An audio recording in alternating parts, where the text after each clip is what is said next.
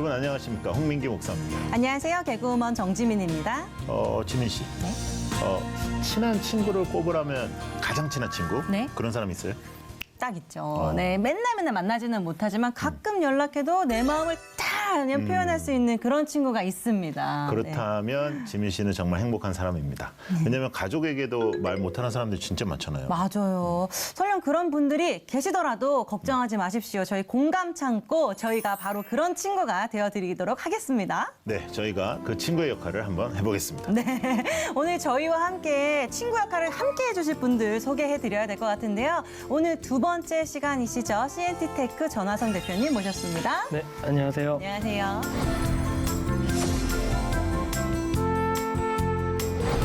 네, 반갑습니다. 그리고 우리 창고지기들도 소개하겠습니다. 네, 한 주간 어떻게 잘 지내셨나요?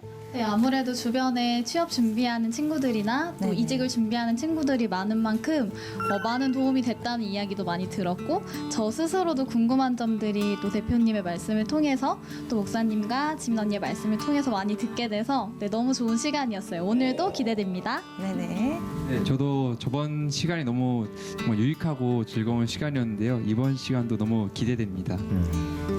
저도 제 스스로 많이 배우고 또 마음도 회복된 것 같아요. 그래서 오늘도 되게 기대되고 열심히 듣고 공감하겠습니다. 네, 우리 대표님은 어떠셨어요? 지난 한 주 동안. 네, 지난주에 저도 이제 이야기를 이것저것 저도 많이 했는데 저 스스로도 이렇게 도움이 됐던 것 같아요. 저 스스로도 이 자존감이 스스로 좀 회복이 된 것 같아요. 제가 얘기하다 보니까 또 취준생들 그 마음을 통해서 저도 뭔가 좀 위안을 스스로 얻었던 계기가 된 것 같아요. 또 오늘 주제도 저희들이 어떤 또 위안을 받고 공감을 하게 될지 궁금한데요. 먼저 대표님의 짧은 강의부터 듣고 본격적으로 시작하겠습니다.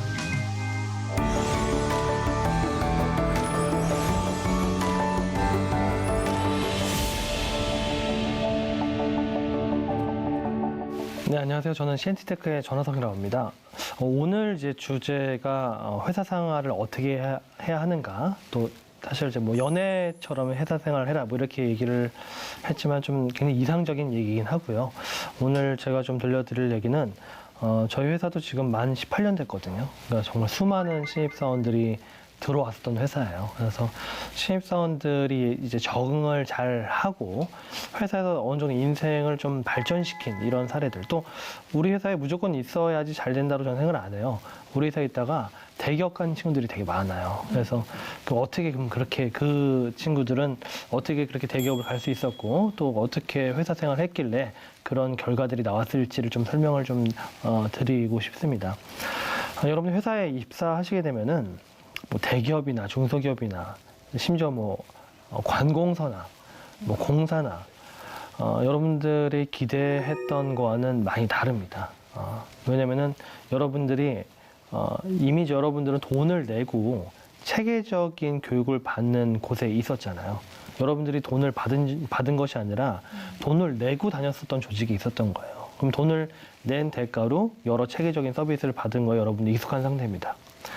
심지어 대학 졸업하고 독서실에 있었다 하더라도 독서실 돈 냈었잖아요. 그런 그 서비스에 익숙할 수밖에 없죠. 근데 처음으로 돈을 받는 곳에 들어간 거예요. 돈을 받는 곳에. 돈을 받는 곳에 들어갔기 때문에 여러분들이 생각하는 서비스들이 충족되지 않는 경우들이 되게 많습니다. 그래서 회사 생활을 시작할 때는 물론 저희 회사도 복리후생 되게 많이 신경을 써요. 저희가 작년에도 인테리어 비용으로만 저희가 작년에 거의 1억 썼거든요. 그러니까 이렇게 안 해놓으면 신입사원들 안 옵니다. 안 오기 때문에 인테리어를 많이 써야 돼요. 써야 되는데 그렇다 손 치더라도 회사는 일단 월급을 받고 내가 서비스를 제공해야 하는 곳이에요. 그래서 그런 마음으로 일단 입사하게 되면은 자세는 좀 바뀔 겁니다. 그리고 요즘에 MZ 세대들과 사실 또 기성 세대들과의 갈등이 있어요. 그러니까 뭐 MZ 세대가 보기에는 아마 윗사람들은 다 꼰대일 거예요. 다 그렇게 보일 겁니다. 아무리 쿨하게 보이려 하더라도 그 갭은 맞추기가 되게 어려워요. 근데 저희 회사에서 좀 이상적인 팀들 보잖아요. 그러면은 공감입니다. 공감과 인정. 그러니까 리더도 나 꼰대 맞아. 그러면서 이 시각을 공감을 하려고 노력을 해볼게. 그리고 또 팔로워들도 그렇죠 라고 하면서 서로 공감을 하는 이런 형태의 팀들이 서로 발전을 하더라고요. 그 저희가 같은 경우는 이 갭이 생각보다 커요. 사실 이 갭 때문에 퇴사하는 경우가 되게 많습니다. 근데 이 갭이 너무 커서 저희는 영어 이름 부르기를 해요. 저 회사 가면 저보러 대표님 안 그럽니다. 또는 뭐 사장님 이렇게 부르지도 않아요. 저 영어 이름이 조나단이거든요. 조나단 이렇게 불러요. 그러니까 저희는 다 영어 이름 부르기. 뭐 신입사원이 들어와도 신입사원 너 들어왔네. 피오야. 피오 이렇게 뭐 부르고 피오도 조나단 이렇게 불러요. 물론 말은 안 나요. 뭐 조나단 이거 해. 뭐 이렇게 말은 안 나오는데 당연히 존칭을 쓰지만은 근데 이 영어 이름 부르는 것들을 통해서 이전에 약간 소통이 어려웠던 사람들끼리 소통이 된다는 얘기를 들었어요. 근데 이것도 회사가 했었던 노력이고 결국은 내 어려운 점을 극복하는 것들은 소통인 거예요. 회사 생활이 보통 어렵다. 그러면 거의 저희도 인사팀에서 회사 생활이 어려워요 하고 그럼 면담을 다 해요. 그러면은 회사 인테리어가 후졌어요. 뭐 이런 얘기 안 나옵니다. 뭐 회사가 뭐 이런 얘기도 안 나와요. 다 관계에서 나옵니다. 저희 사수가 이러저러합니다. 저희 팀장이 이러저러합니다. 뭐 거의 제가 볼 때는 회사 생활 힘들어의 97%는 그냥 사람과의 관계인 것 같아요. 근데 이 관계가 여러분들이 취업하기 전에 학생 때에서의 관계와는 확연히 다른 관계입니다. 이 관계는 기본적으로 이해관계에서부터 시작이 돼요. 이해관계. 그러니까 이해관계라 함은 서로 간에 뭔가 역할들이 있어야 되고 이 역할들이 하나의 가치를 물적 가치를 만들어내는 이해관계인 거예요. 가령 우리 팀이 있고 팀이 있을 때 기본적으로 내 업무들이 주어져요. 회사에서는.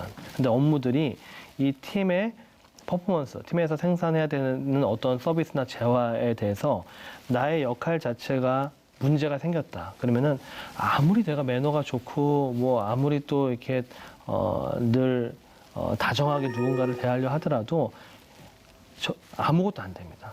기본적으로 회사는 업무에 대해서 자기 일을 해내는 게 되게 중요해요. 그렇기 때문에 신입사원이 됐을 때는 제일 먼저 해야 될 건 학교 다니면 우리 학교가 어떻게 생겼지? 뭐 이렇게 학교 뭐 돌아다니기도 하고 또 옆에 있는 과 학생을 뭐 만나보기도 하고 뭐 동아리에 저희 회사도 동아리 있어요. 근데 회사에서 저희 진짜 그런 일이 있었어요. 정말 동아리 활동을 정말 열심히 하는 회사 직원인데 학생 때는 말이 됩니다. 말이 되는데 회사에서는 그 역할을 빼놓고 다른 활동을 열심히 한다는 것 자체는 이게 다 인정이 안 되는 거예요. 그래서 기본적으로는 회사 생활의 시작은 내가 생각하지 않았던 업무가 들어올 수도 있습니다.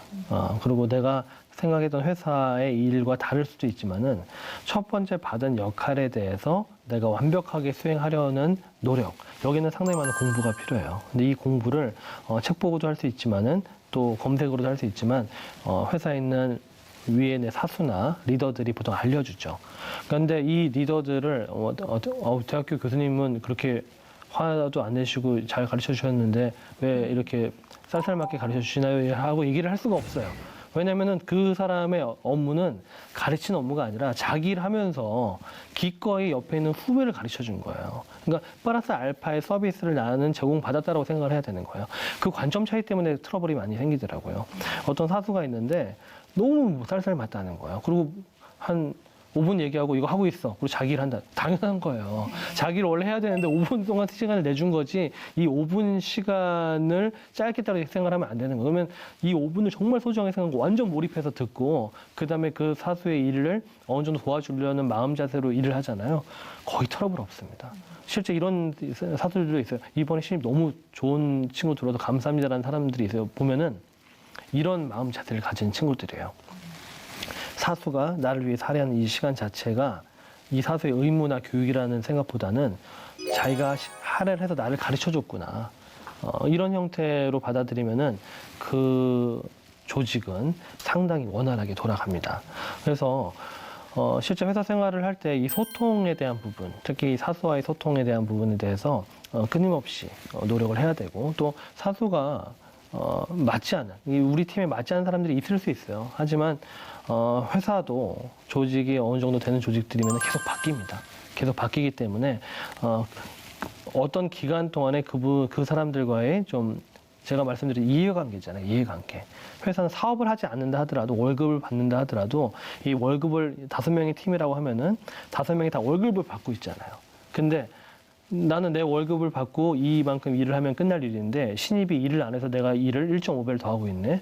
그럼 당연히 밉죠. 당연히 밉죠. 모든 문제가 거기서 나오거든요. 그럼 자기 역할을 제대로 하면서 또 소통에 대해서 제대로 이 사수라든지 팀 리더에 대한 소통을 또 배움의 자세로 하려고 노력하면은 회사 생활 정말 의외로 회사에 들어와서 만족스럽게 회사 생활하는 사람들이 꽤 많습니다.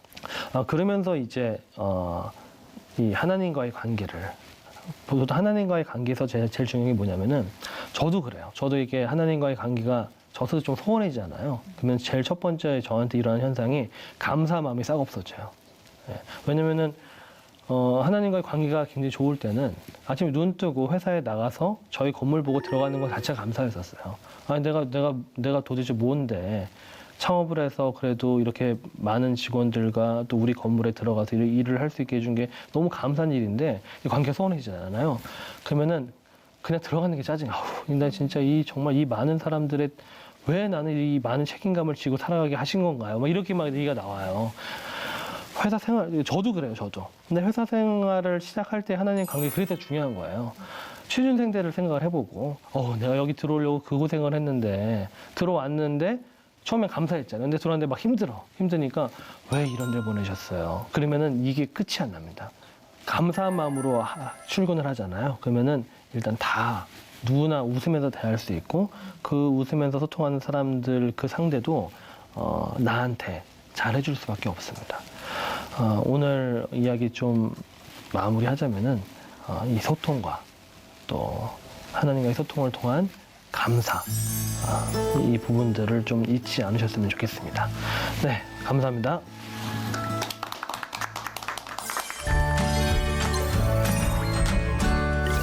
우리가 진짜 직장 생활은 어떻게 해야 될지 고민이 참 많거든요. 맞아요. 저도 뭐 직장 생활이 쉽지만은 않았어서 할 얘기가 많을 것 같은데 잠시 후에 하나씩 함께 나눠보면 좋을 것 같습니다. 먼저 오늘도 공감 창고의 문을 두드린 이야기가 있습니다. 그렇습니다. 제작진이 만나고 온 사연자 이야기 함께 만나보시죠. 간단하게 본인 소개를 좀 부탁드릴게요. 네, 안녕하세요. 저는 취업한 지 이제 1년이 조금 넘은 서울 사는 직장인입니다. 그러면은 어떤 걱정이 있어서 저희한테 이렇게 찾아오게 됐죠? 제가 방금 소개했던 것처럼 저는 취업한 지 이제 1년이 조금 넘은 상태인데요. 제가 회사에 적응을 못하는 건지 아니면 직장 생활이 아예 안 맞는 건지는 모르겠는데 이렇게 어렵게 취업을 하고 난 후에 한 달 정도까지는 제가 아무 생각이 없이 그냥 취업했다는 안도감으로 직장을 다녔어요. 근데 이제 3개월 정도 지나니까 제가 뭘 하고 있는 건지 모르겠고 회사에서 하는 일도 대부분이 다 하찮게만 느껴지더라고요.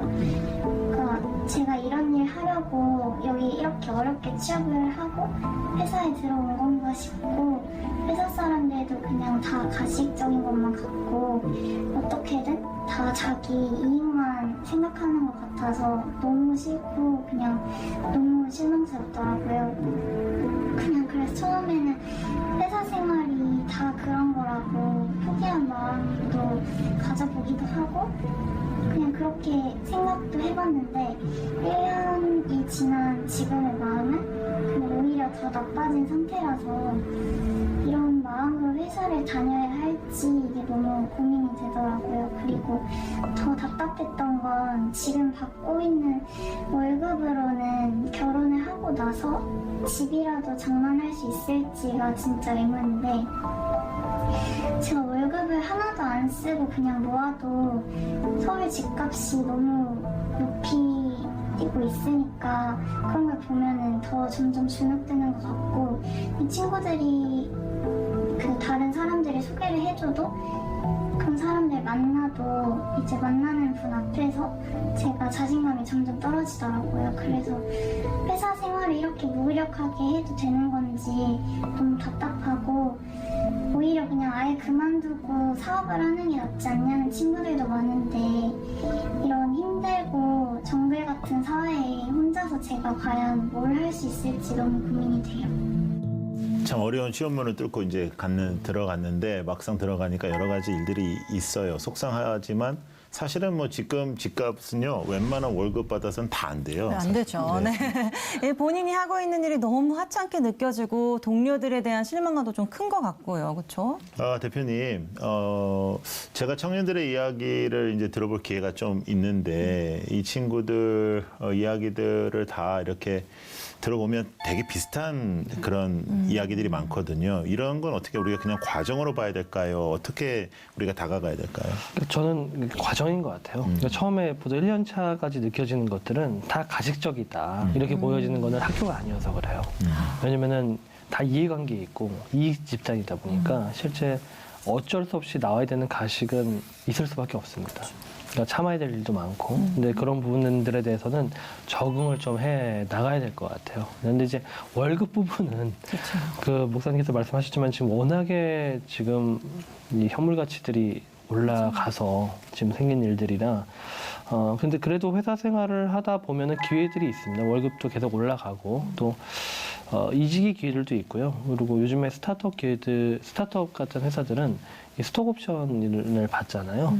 그 스톡옵션만으로 집을 사는 경우도 있어요, 실제. 네, 그래서 저도 자꾸 다양성 가지고 생각을 해라라고 얘기를 하는 게 지금 다니고 계신 그 회사에서의 경험이 어떤 스타트업에 되게 귀한 어떤 그 경험이 될 수도 있기 때문에 가서 스톡옵션 받았는데 그게 이제 집을 살 수도 있고 뭐 그렇게 될 수도 있으니까 자꾸 희망적인 생각을 하는 게 좋을 것 같아요. 맞아요. 네. 이렇게 열심히 노력했는데 내가 이거 하려고 했단 말이야. 약간 이렇게 안 좋은 생각만 물고 내려가다 보면 진짜 난 이대로는 여기 다녀도 안 될 것 같고 다녀도 뭐 없을 것 같고 막 이제 무기력해지기 일쑤거든요. 우리 공감지기 친구들도 맞아. 어떤 부분들에 가장 공감하며 끄덕이게 됐었는지 궁금하네요. 저 같은 경우는 처음에 입사하고 나서 저희 회사 대표님이 아침에 1시간씩 청소를 시키셨어요. 근데 청소도 그냥 이런 청소가 아니라 막 그 물티슈를 가지고 온갖 그 천장까지 다 닦으라는 청소를 1시간씩 매일 출근해서 1시간씩 청소를 시키고 그다음에 주로 제가 했던 일이 그 대표님 커피를 내려드리고 설탕이 아닌 사카린을 꼭 넣어달라라는 그런 옵션과 요구까지 들어드리면서 그러니까 나는 그래도 나름 취업을 하려고 진짜 열심히 공부하고 남들보다는 열심히 살았다고 생각했는데 들어와서 내가 1시간씩 청소하고 대표님의 커피를 타는 제 모습을 보면서 너무 막 현타가 온다고 하죠. 요즘 말로. 현타가 오는 거예요. 그래서 이 분의 사연에 정말 100% 공감을 할 수 있었고 이 하찮은 일이 작은 일 이런 정도가 아니라 뭐 청소 이런 거는 내가 이직을 해서 청소를 잘한다는 얘기를 하는 게 내 이직에 무슨 도움이 될까 이런 생각이 들 정도로 그런 마음들이 생각이 났어요. 우리 상현 형제는요. 사람들이 꿈꾸는 지금 공무원이 됐는데요. 네. 거기에도 이제 어려움이 많을 텐데 어떤 어려움들이 있는지. 아무래도 이제 공무원을 준비하시는 분들도 정말 그 공무원의 생활에 대해서 아마 생각을 많이 안 하실 것 같아요. 합격에 대해서만 많이 고민하시는데 막상 들어오면은 이제 이게 내가 정말 해보지 않았던 일들이다 보니까 처음에는 아무도 일을 시키지 않을 때도 있어요. 그게 왜냐하면 배워야 되니까. 왜냐하면 이게 뭐 막상 문제가 생겼을 때 그 문제를 대처하는 거라든지 그게 미숙하니까 차근차근 보면서 배우라고 아직 일을 맡기지 않을 때가 많은데 그 시기에 많은 이제 처음 들어오신 분들이 좀 실망감을 많이 가져요. 그렇겠네요. 진짜 들어가는데 일을 안 시켜. 네. 투명인간. 무시하나 이런 생각 들 수도 있어요. 또 맞아요. 근데 그런 기간이 이제 좀 지나야지 어느 정도 적응을 한 순간부터 이제 일을 배우기 시작할 때 그 사람이 책임감이 생기면서 잘 할 수 있었던 것 같습니다. 우리 희진 자매는요.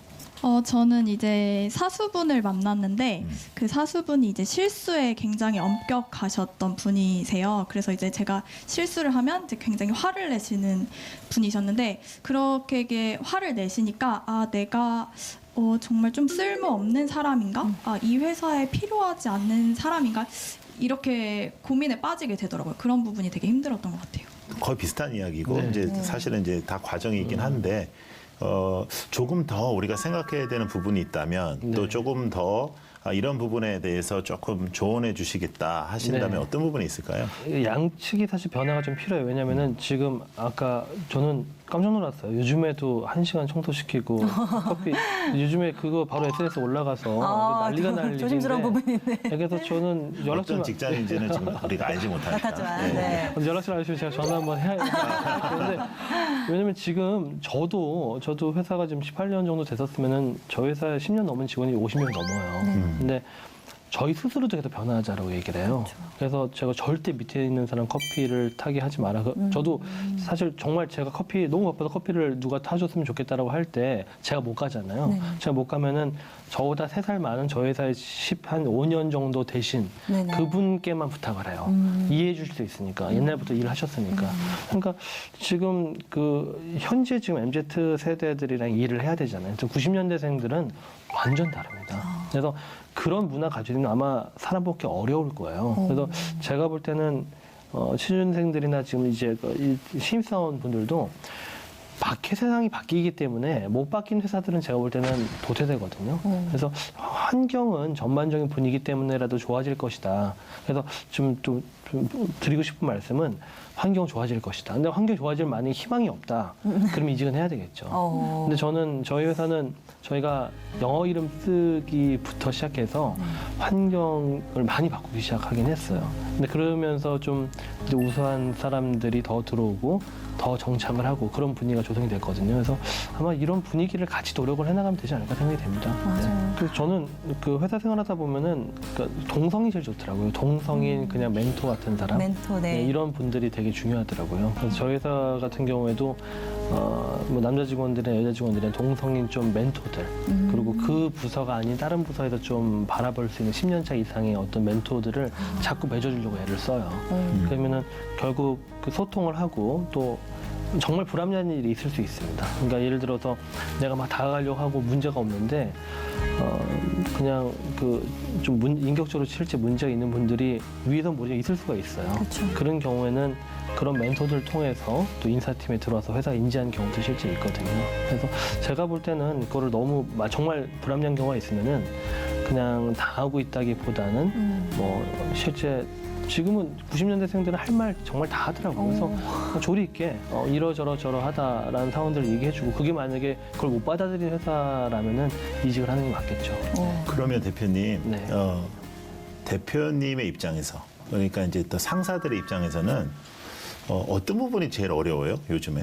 저희도 실제 이제 90년대생들이 많이 들어왔어요. 그러면서 그 90년대생들은 다르다.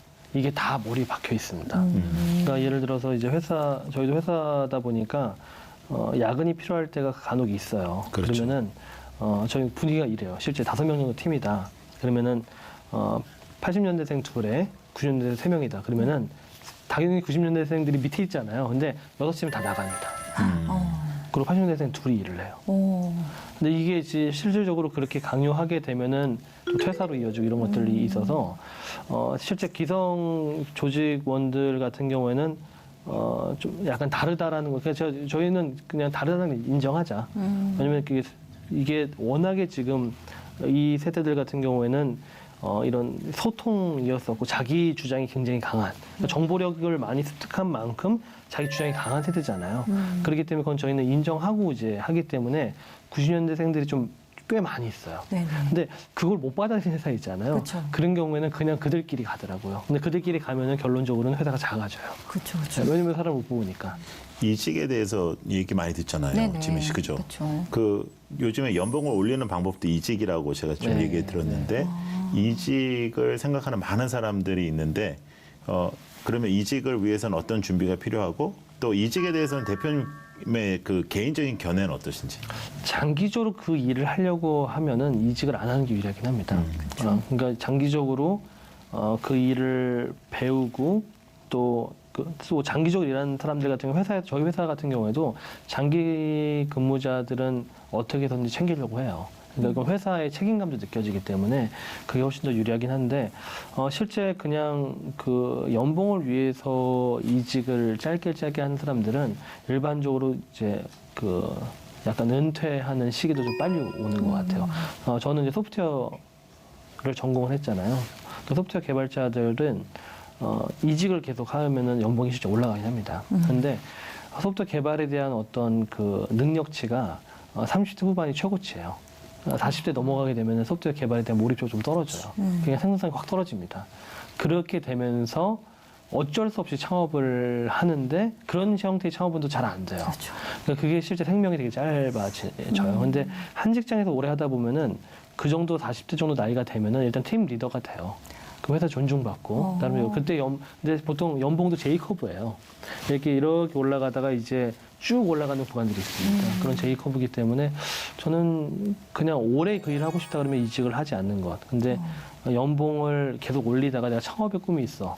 그러면 사실 이직도 방법은 될 수 있죠. 그래서 저는 이직을 자주 하는 건 그렇게 좋은 것 같지는 않습니다. 뭐 이 현타에 뼈 때리는 말들의 말주에 정신이 없으죠. 왜냐하면 사회생활을 잘 안 해본 사람들은 더 요새 그렇다고 막 이제 좀 놀라운 일들이 굉장히 많은데 내가 원하던 직장에 들어갔는데 내가 못하는 그 답답한 마음을 가진 사연자 청년이 어떤 어려움을 갖고 있는지 조금 더 이야기를 들어보도록 하겠습니다.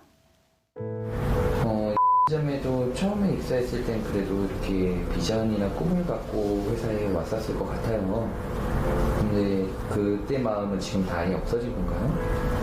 아예 없어진 건 아닌데 그냥 제가 생각했던 처음에 회사 생활은 그냥 제가 열심히 일을 하고 제가 또 교회를 다니니까 직장 동료들한테 이제 전도도 하고 선한 영향력을 가지고 이렇게 직장 생활을 하는 것들을 생각을 했었는데 그리고 이 안에서도 믿음의 동역자들을 제가 함께 만들어서 같이 선한 일을 이 안에서 하는 것들을 생각을 했었는데 이게 시간이 점점 지나고 제 마음이 점점 안 좋아지니까 이런 꿈조차도 그냥 아예 사라진 것 같고 하루하루 그냥 출퇴근하기에만 바쁜 것 같고 즐거움도 없고 그냥 일만 하는 이런 힘든 직장 생활 가운데서 제가 비전을 갖는 게 정말 가능한 일인가 점점 생각하게 되는 것 같아요.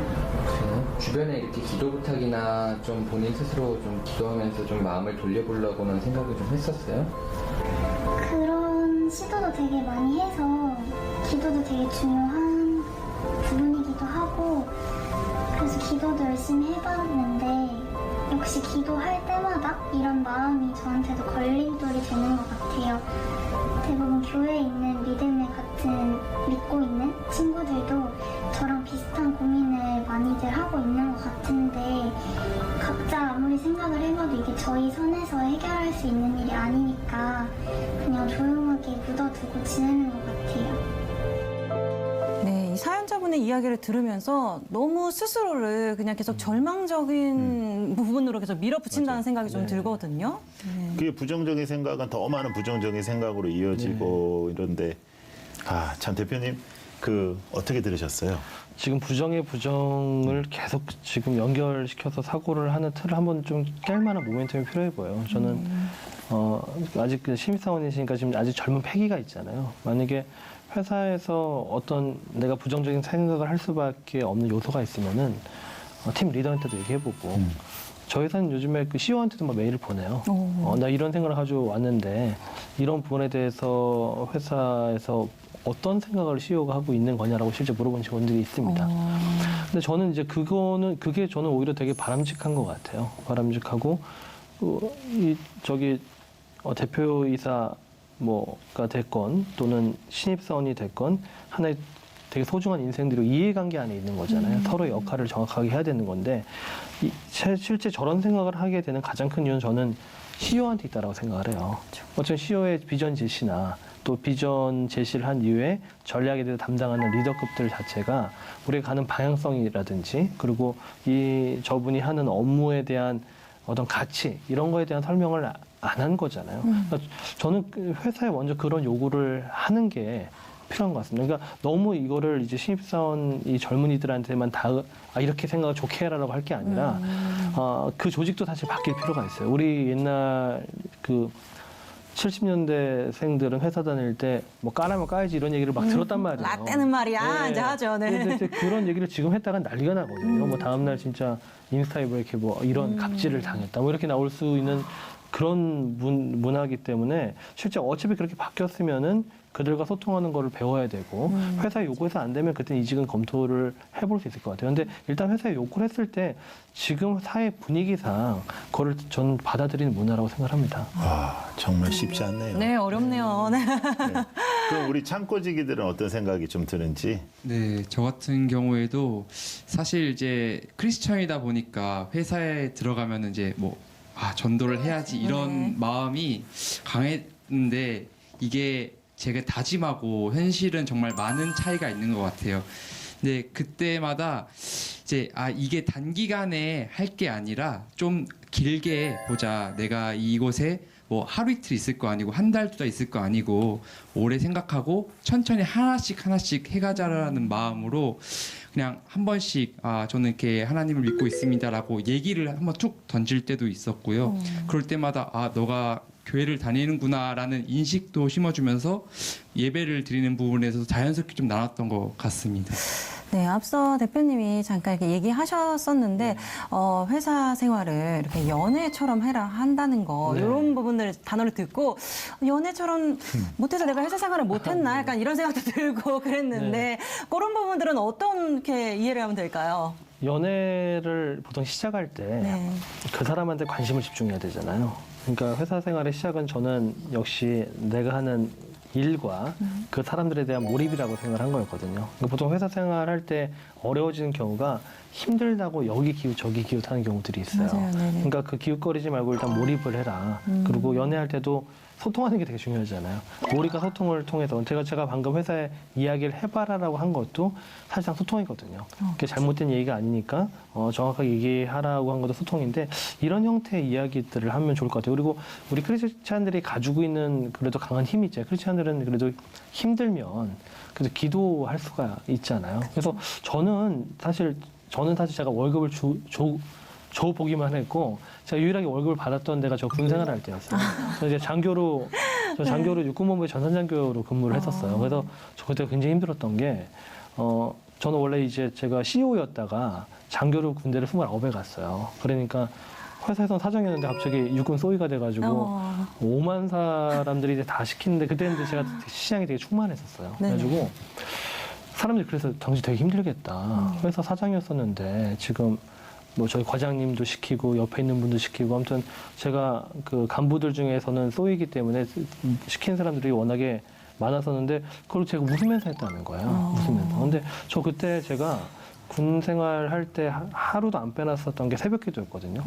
새벽 기도하고 그리고 군 이제 가면은 새벽 기도하면은 제가 늘 얻었던 거는 감사함이었던 것 같아요. 그럼 감사함으로 그때 업무를 시작하는데 이게 정말 감사한 일이다. 근데 회사의 사장이었을 때는 아침에 의사결정할 게 엄청나게 많이 올라왔었는데 의사결정할 거 없이 이 소프트웨어 개발만 몰입하게 해주시니 이 얼마나 감사한 일인가. 솔직히 그걸 좀 약간 힘들 때 생각하면은 되게 힘든 상황이었는데도 불구하고 이 소프트웨어를 또 저 혼자 개발을 했었어요. 너 소프트웨어 개발할 줄 아니까 병사를 배치 안 하겠다.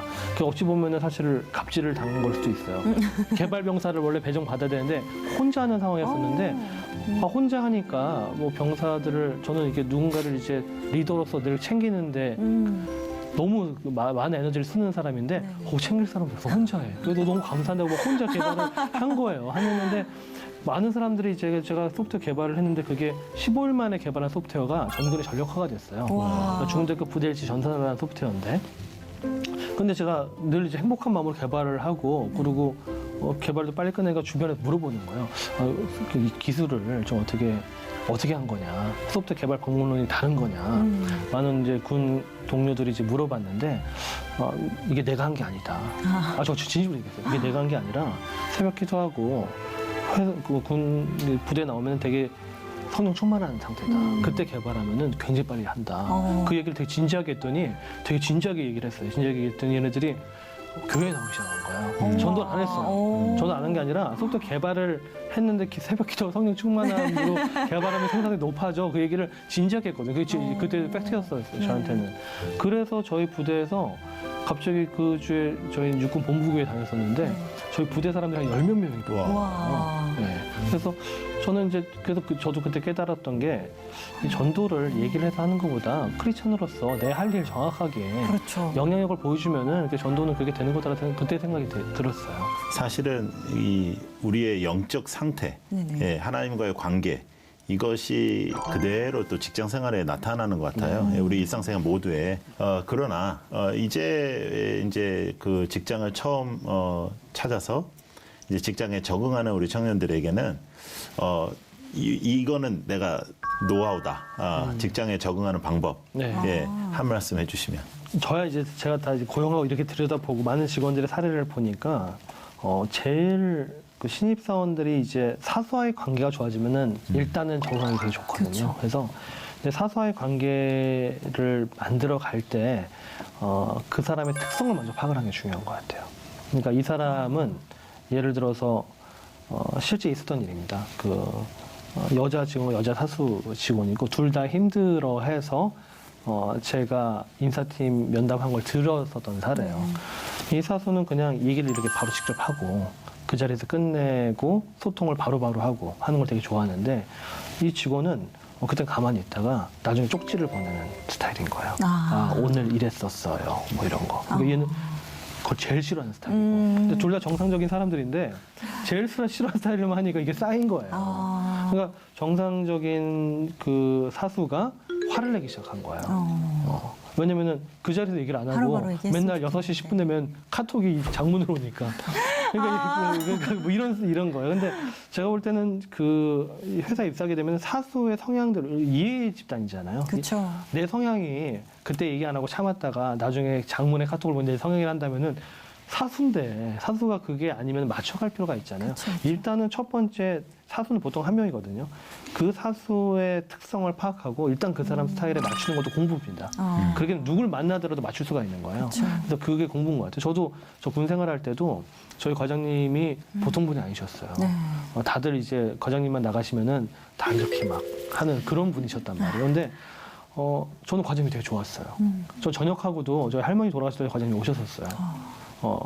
근데 그 관계는 어떻게 나왔었냐면은 저는 제가 경영을 했기 때문에 저한테 맞추는 사람들에 대해서 그 고마움을 제가 느끼고 있었었고 왜 저분하고 코드가 다 안 맞을까? 그래서 저분이 좋아하는 스타일을 제가 딱 읽었어요. 그래가지고 저분 얘기할 때 쓰는 거를 보는 걸 되게 좋아해요. 그리고 제가 이렇게 메모를 했더니 그러다가 당신 노트를 보여주시는 거예요. 그러면서 업무 지시가 끝나면은 끝난 업무는 자기는 이렇게 2줄을 긋는다는 거예요.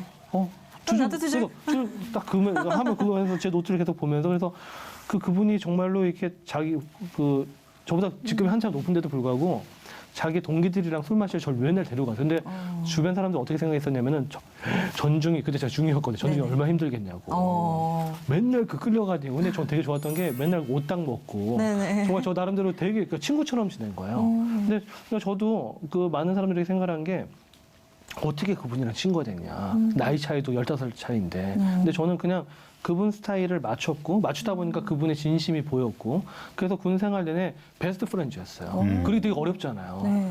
끝나고도 이게 가끔 카톡도 하고. 그래서 저는 일단은 첫 번째 사수, 전 그분이 제 첫 사수였거든요. 저는 이제 간부들과 과장 직소통하는 관계였으니까. 근데 그분과의 그 경험치를 저희 직원들한테도 얘기를 해요. 그러면 많이 해결된 경우가 있습니다. 우리 창고직들 중에서는 그런 사수라든지 어떤 상사라든지 이런 관계적인 어려움 때문에 이직을 생각하거나 또 이직을 했던 경험이 있는 사람. 저는 지금 이직을 생각하고 있는 상황인데 저는 일단 성격이 이제 말을 잘 하는 편이 아니에요. 제가 그냥 내가 참아야지, 이거 지나가면 괜찮겠지라고 생각하는 사람이고, 제 사수는 그때그때 바로바로 화를 내야 그게 다음에 쌓이지 않고 지나가시는 분이시더라고요. 근데 이제 그거를 겪다 보니까 제 스스로 그게 너무 많이 쌓였었나 봐요. 그러다가 한 번은 이제 말을 이렇게 울면서 하게 됐는데 그래도 사수가 제 말을 들으시고 조금 바뀌려는 모습이 보여서 되게 감사했던 적이 있고 내가 말을 해야 되는구나. 저 사람이 내가 말하지 않으면 모르는구나. 이게 깨달았던 시간이 있었던 것 같아요. 아까 전에 그 사수처럼 밤에 6시 20분에 카톡을 보내보지 그랬어요. 네, 우리 대표님 이렇게 이직을 생각하고 이런 어떻게 보면 작은 것들인데 네, 본인에게 큰 문제가 돼서 이직을 생각하게 된단 말이에요. 이런 부분들 또 이런 거에서 연봉으로 또 참고 있는 네. 친구들도 있을 네, 거고 맞아요. 이렇게 힘든 시기를 겪고 있는 청년들 우리 또 희진 자매에게 해주실 말씀이 있으신지 궁금합니다. 관계는 저는 사람과 사람이기 때문에 저는 개선이 된다라고 저는 생각을 하긴 해요. 물론 안 되는 경우도 있는데 안 되는 경우는 저는 회사가 보호해야 된다고 생각을 하고요. 근데 보시기에 개선이 될 만하다라고 하면은 일단 먼저 손을 내밀는 그런 소통을 해보시는 거죠. 사실 먼저 손을 내미는 소통은 저는 크리스찬들만이 할 수 있는 특권이라고 생각을 하거든요.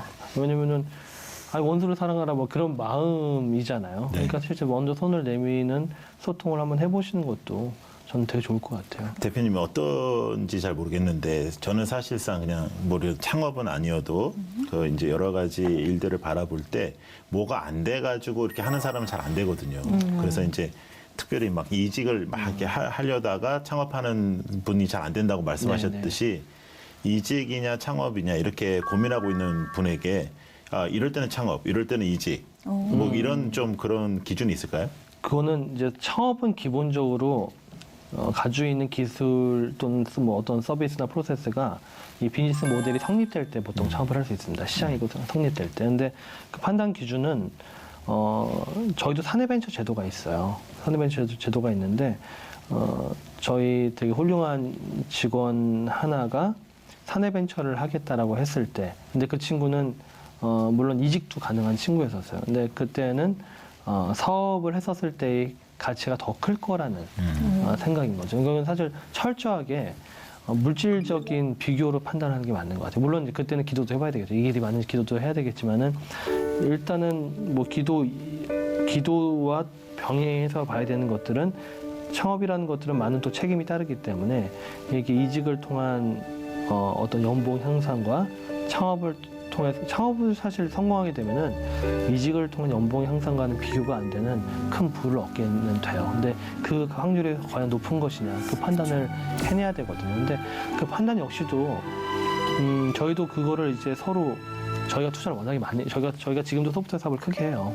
크게 하고 투자도 같이 하는데 저희가 투자한 회사들이 막 그 회사 가치 1,000억 뭐 이런 데들이 막 나오니까 그걸 보고 있는 직원들이 저거 뭐야? 저 사람들을 막 창업해서 저기 거부가 되고 있는데 이게 저 뭐야? 그래서 당연히 전 이게 나올 줄 알았어요. 나올 줄 알았기 때문에 사내벤처 제도를 만들었어요. 근데 사내벤처 제도를 저는 만들면은 제가 투자를 워낙에 많이 하고 성공 사례들이 있으니까 엄청나게 많이 나올 줄 알았어요. 저기 열어놓고 제가 막 창업을 가르쳤어요. 자, 사업 아이디어 발굴 이렇게 해야 된다. 그리고 비즈니스 모델 프로세스 이렇게 잡고 그다음에 솔루션 이렇게 만들고 이렇게 강의를 제가 하면서 막 가르치고 자, 다 내. 그랬더니 안 내고 계속 메일만 와. 내도 될까요? 내도 될까요? 그래서 근데 이걸로 하면 너 힘들어진다. 하지 마. 너는 되겠다. 뭐 이렇게 해가지고 창업을 했는데 생각보다 많이 안 하는 거예요. 그러니까 실제 창업을 한 거에 대한 두려움이 생각보다 크다라는 거죠. 그렇죠. 근데 실제 창업은 또 다른 이야기라 많은 용기가 필요하긴 한데 결국 창업을 선택하는 친구들은 관계가 좋은 사람들일수록 확률이 높아요. 저희가 사내벤처 중에 하나가 이 친구가 창업을 하겠다고 하니까 팀이 4명이 됐어요. 3명이 따라 나갔어요. 결국 관계예요, 관계.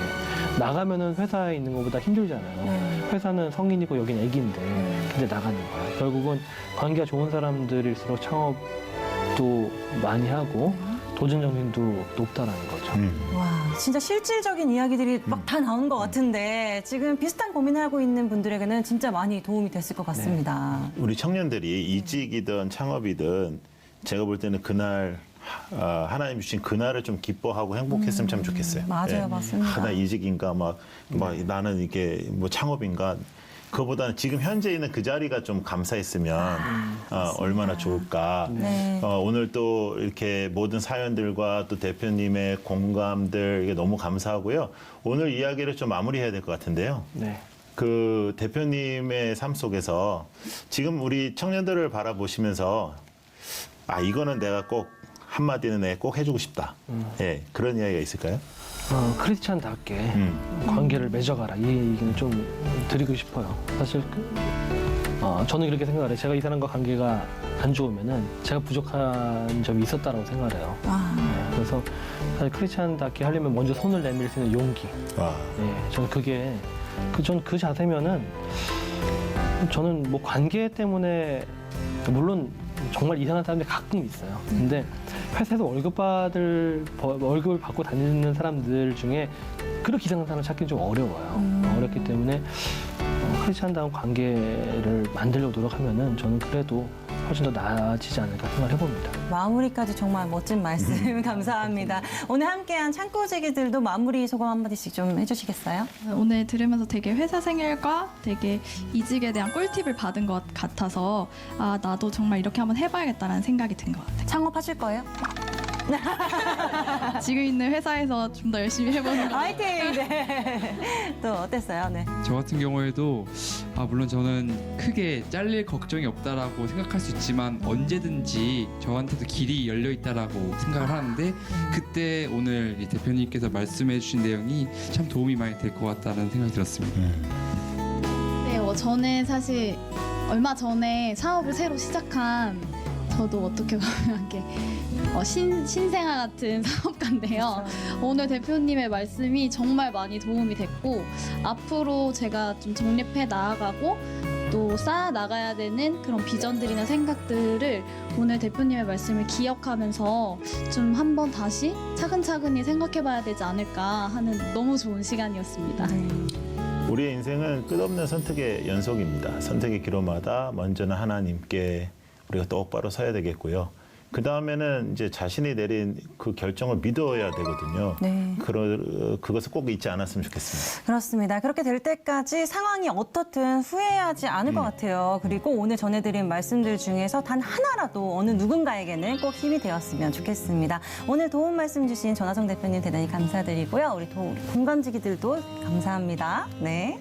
코로나19가 시작되었을 때 아무것도 못할 것 같은 절망 가운데서도 우리는 해결책을 찾아왔습니다. 그리고 하나님은 이 상황에도 우리와 함께 하시고 인도해 주셨습니다. 빛이 있는 한 갈 길은 보이게 될 것입니다. 맞습니다. 살면서 수없이 다양한 문제들을 만나는데요. 주님 안에서 찾는 길이 정답이라는 거 오늘 다시 한번 배우고 갑니다. 인생의 길을 찾아가는데 공감 창고가 함께 하겠습니다. 힘내십시오. 여러분들의 오늘을 응원합니다. 저희는 여기서 인사드리고요. 다음 시간에 뵙겠습니다. 함께해 주신 여러분 감사합니다.